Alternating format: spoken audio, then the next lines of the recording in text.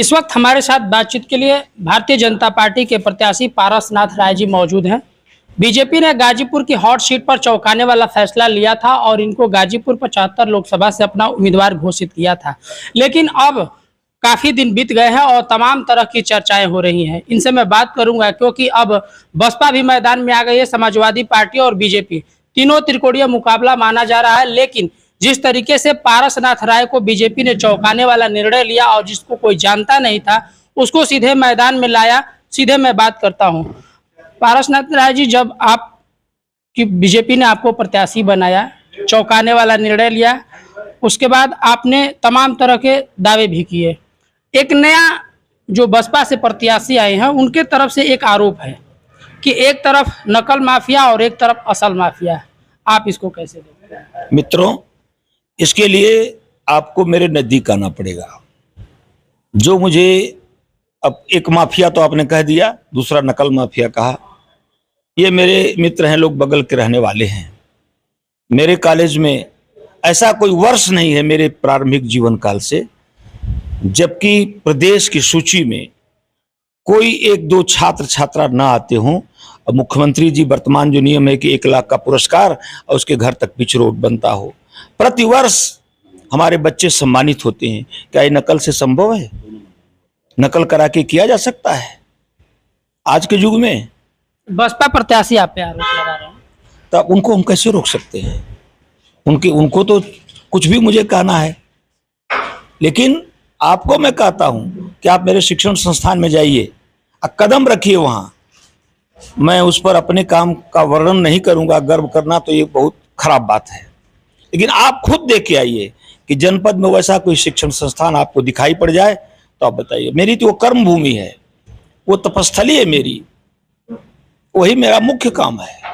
एक आपका बयान तेजी से वायरल हो रहा है, इसको अखिलेश यादव ने भी फेसबुक पे तमाम सोशल मीडिया पर डालते हुए लिखा है कि जिस तरीके से आपने बयान दिया कि नंद वंश का नाश करेंगे, और ये क्या था और क्यों विरोधी इतना इस पे आपको लेकर घेर रहे हैं? अपिता की तरह एक मित्र ने हमसे प्रश्न किया था कि आपके सामने उन्होंने तो काफी शब्द कहे थे, बाहुबली है, ऐसे हैं वैसे हैं, दुनिया भर की बात कही थी, आप कैसे लड़ेंगे उनसे?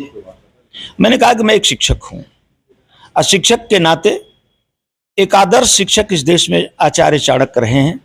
सारा शिक्षक, हम भी उन्हीं की परंपरा के हैं। जब एक राजा अपने मार्ग से च्युत हो जाता है, जब एक राजा प्रजा पर अत्याचार ढाने लगता है, तो उसको रास्ते पर लाना, उसको ठीक करना एक शिक्षक का कर्तव्य है।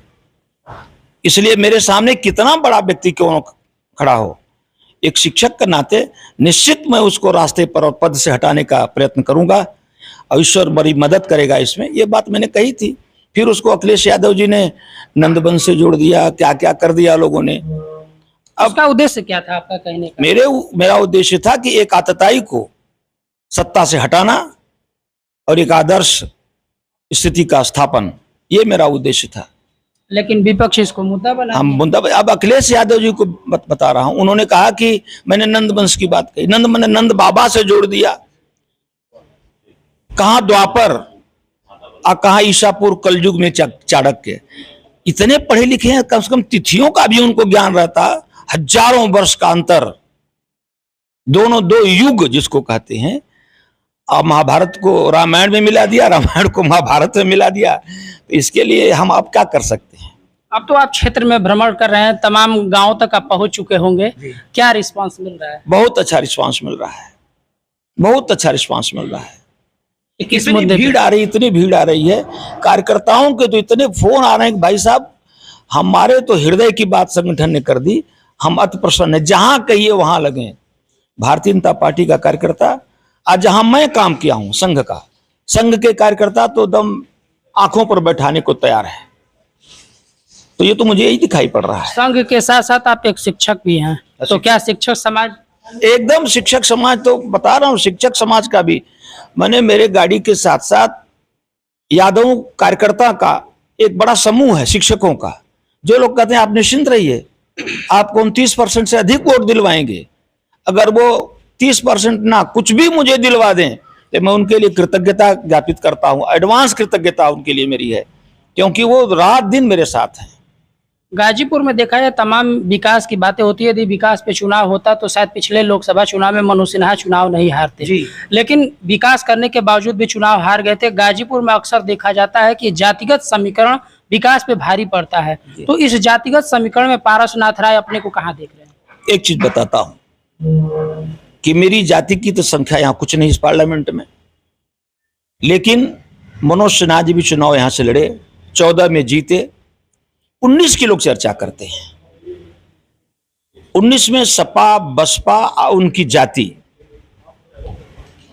ये इतना बड़ा जोड़ है वोटों का कि इसको क्रॉस करना किसी के लिए बहुत मुश्किल है। मैं गलत इधर उधर की बात नहीं कर सकता। गाजीपुर, जौनपुर, मऊ, आजमगढ़, ये सीटें बहुत टफ हैं। गाजीपुर और टफ हो गया।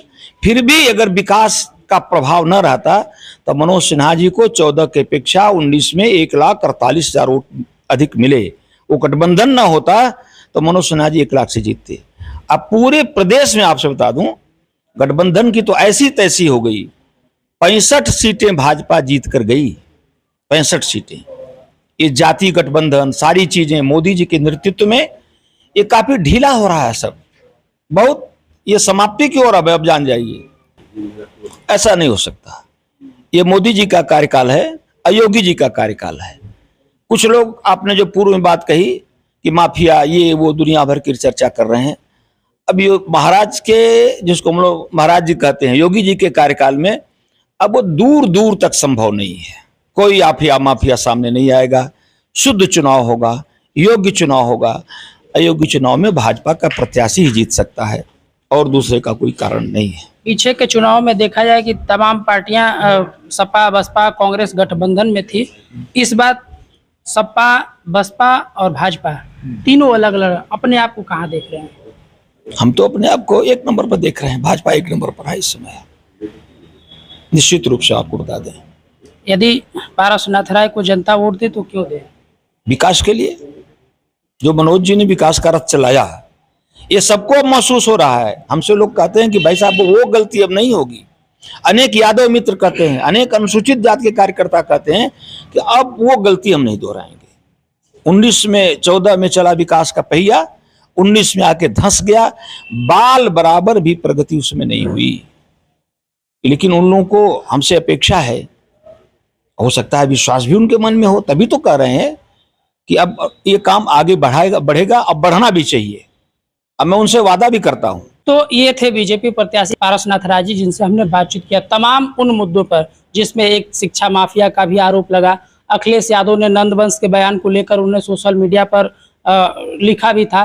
तमाम चर्चा हुई। अब इनका दावा है कि इस बार के 2024 के लोकसभा चुनाव में हम ही जीतेंगे, लेकिन 4 जून को ये तय हो पाएगा कि कौन जीतेगा और कौन हारेगा।